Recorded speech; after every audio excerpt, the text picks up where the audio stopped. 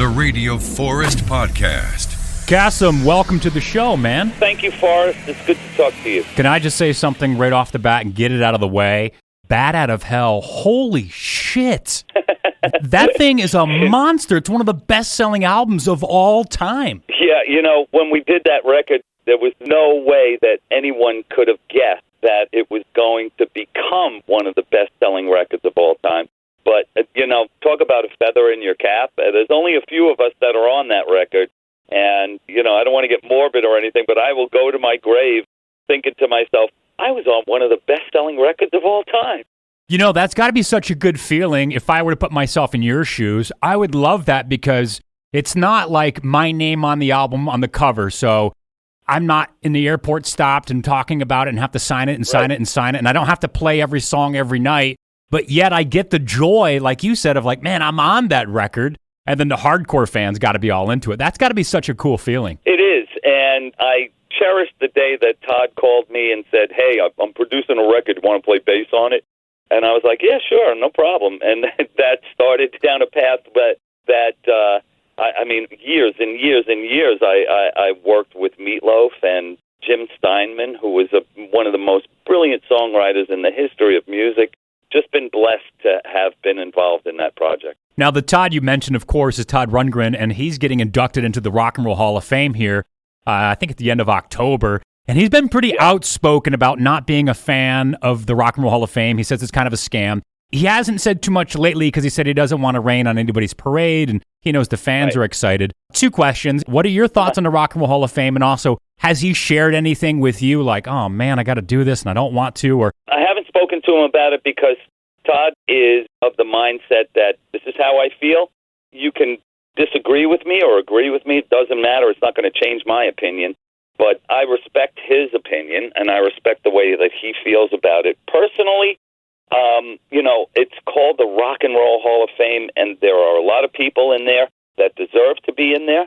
And it's not for me to say that someone or something doesn't deserve to be in there, but it's kind of questionable when there are artists that don't have anything to do with rock and roll that are and have been inducted over the years. It's like, really? So it becomes more like a business and a political organization, or musically political, than it does really what it's supposed to be, which is like the Baseball Hall of Fame, or the Basketball or Football Hall of Fame, where there's just specifically endemic figures to that particular organization.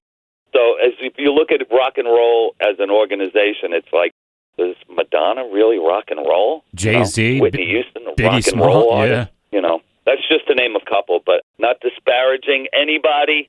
I love everyone, but really, come on. I think everybody in the rock and roll community has the same feeling that you just kind of described.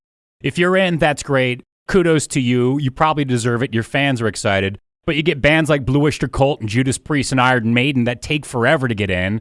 And then you got hip-hop stars that go in immediately. Like, well, wait a minute. What about, why did it take so long for Bon Jovi or Todd Rundgren or Öyster Cult to go in? So I think everybody, if they called it the Music Hall of Fame, we'd have a different conversation. Yeah, exactly. I completely agree with you. And by the way, Öyster Cult is not in the Rock and Roll Hall of Fame. They absolutely should be. And you played with them. Yeah, that's right, man. There's no argument that I would go, oh, that's a good point. There's no point why they're not in. They've got sales, they've got influence, they've got sold records, they've got decades of rock. And you've got a new record out now. Congratulations. Yes. Kasim 2021. You've got that Fast Car song on there. Tell me about this album because you play a lot of different instruments. What did you do on this album? How much of it is you? Clearly the bass, right? Well, actually, I share the bass responsibilities along with Phil Thornalley, who is the producer on the record. Phil and I both we're both multi-instrumentalists, so it was like, I'm going to play bass on this. Okay, you play bass on this. I'll play guitar on it. Okay, I'm going to play guitar on this one. Don't worry about it. I'll play keyboards on this. And Phil also is a really good drummer, too. John Siegler, he was the original bass player in Utopia. He also plays bass on the first single called More Love. Fast Car is the second single from the record. It's a really in-your-face, aggressive rock and roll tune. And that's Prairie Prince on drums from the Tubes on that song. It's just a really, really cool record. Very, very proud of it. So how did you decide who goes on what song? Were all these songs recorded at different times and different people in mind? Or was it like a classic session where you're like, I've booked a studio for 3 months, meet me here at this time? Because COVID has changed a lot of how people are doing albums and reaching out and getting guests and things like that. Well, these days things are a little bit different, and they have been for a while.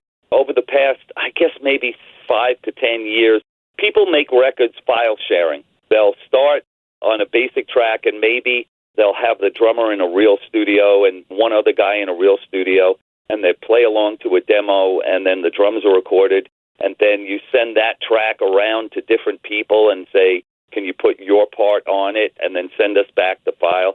So that's the way that a lot of records are recorded today. Yes, there are certain records that are done with a full band in a studio, but I think that that's the exception and not the norm these days. So this record was done pretty much half and half.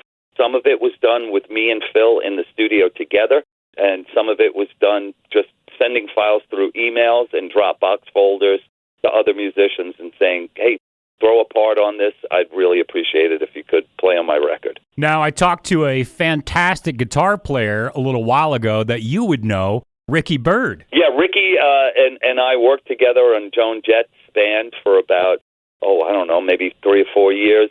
He's a brilliant musician. He's a great guy. I love working with Ricky Byrd, and I think he had a record out just a few months back. Yeah, he did. And you guys, of course, are on that huge song, Hate Myself for Loving You. Now, I also talked to Desmond Child, who wrote that song, or at least he co-wrote it with Joan Jett, and he told me an awesome story, and I wanted to find out if you'd had any interaction with him on the record, or if he wrote behind the scenes and then turned it into Joan. Did you run into Desmond? Have you run into Desmond? Well, funny enough, Desmond and I have known each other since the early 80s.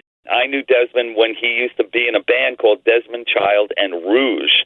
It was Desmond and 2 female singers. They did the New York club scene, and it was an interesting act. And Desmond was a songwriter back then, determined to become successful. Yeah, he is like one of the most successful songwriters, right up there with Diane Warren and a bunch of other people. So Desmond and I have known each other for a very, very long time. When Joan said, I'm going to be working on a few songs with Desmond Child, I said, oh, that's great. I know Desmond. So they came in, and we recorded that song up in a studio in Woodstock. I kind of had a feeling that it was going to be a pretty good record at the time because it was just it was an easy song to record. And Joan was very, very proud of it. And Desmond was like, this is going to be a big record. It's going to be a big record for you, Joan. And sure enough, I think it was top 5 in the U.S. It's Kasim Sulton from Utopia, Todd Rundgren, Meat Loaf, Joan Jett. He's toured with Öyster Cult, played with a ton of different artists. His brand new album, 2021, is out now with the new song Fast Car, and there's a video for that too. Kasim Sulton, a pleasure to talk to you today, man. Thanks for all the awesome stories. Thank you, Forrest. I really appreciate you having me on the show. Thank you.